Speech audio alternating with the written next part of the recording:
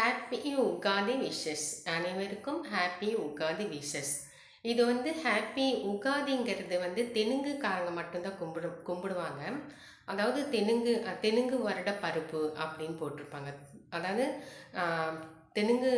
தெலுங்கு வருட பருப்பில் தான் இந்த மாதிரி உகாதி கொண்டாடுவாங்க.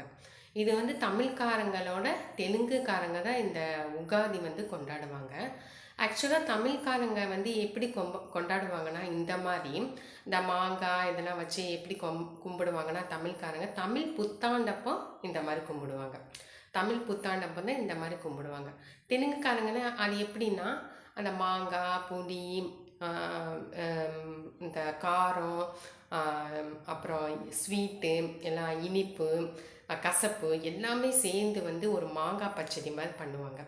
அதுதான் அதுதான் முக்கியமே. அந்த தெலுங்கு வருட பருப்புக்கு அதுதான் முக்கியமே. தெய்வத்துக்கு படைக்கணும். அது பெரிய கதையாம். அது பெரியவங்களை பார்த்து அந்த கதையை சொன்னால் தான் அவங்களுக்கு தெரியும். பெரிய கதை. அது நல்லா அந்த கடவுள் பக்தியாக இருக்கிறாங்க பாருங்கள், அவங்கக்கிட்ட தான் கேட்கணும். இந்த உகாதினா என்ன அந்த மாதிரி பெரிய அவங்கக்கிட்ட தான் அந்த கதையை பற்றி சொல்லுவாங்க. அதுனா பெரிய கதை. இது ஏன் இந்த மாதிரி இனிப்பு துவர்ப்பு கசப்பு காரம் இந்த மாதிரி ஏன் வைக்கிறாங்கன்னா வரிசையாக சொல்லிகிட்டே போகலாம். இனிப்பு காரம் துவர்ப்பு கசப்பு இந்த 5 விதமாக இருக்கும். அது இன்னொன்று கோபம் இந்த மாதிரி இருக்கும். அவங்க என்னன்னா இதை வச்சு ஏன் கும்பிட்றாங்கன்னா வாழ்க்கையும் அப்படி தான் இருக்கும். நாங்கள் எப்போது மாதிரியே ஒரே மாதிரி இருக்கிறோமா?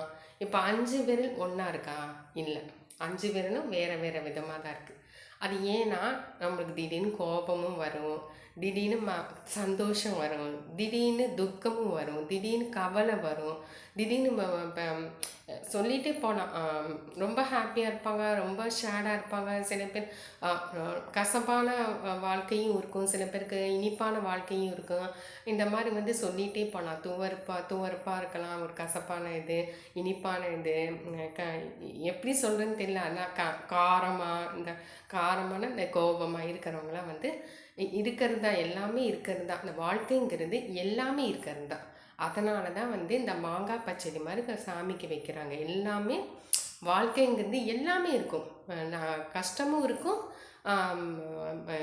ஹாப்பியாகவும் இருப்பாங்க, சந்தோஷமாகவும் இருப்பாங்க, கஷ்டமாகவும் இருப்பாங்க, சோகமாகவும் இருப்பாங்க, மகிழ்ச்சியாகவும் இருப்பாங்க, கோபமாக இருப்பாங்க, அதே மாதிரி அந்த நல்ல குணத்தோடு இருப்பாங்க. அந்த மாதிரி என்னென்னா அப்படியே வரிசையாக சொல்லிகிட்டே வரலாம். சில விஷயம் எனக்கு அந்த வீடியோ பண்ணும்போது எனக்கு மறந்து போயிடுது. அதனால் எல்லாமே கலந்து இருக்கிறது தான் வாழ்க்கை. அதுதான் இந்த மாங்காய் பச்சடி வைக்கிறது.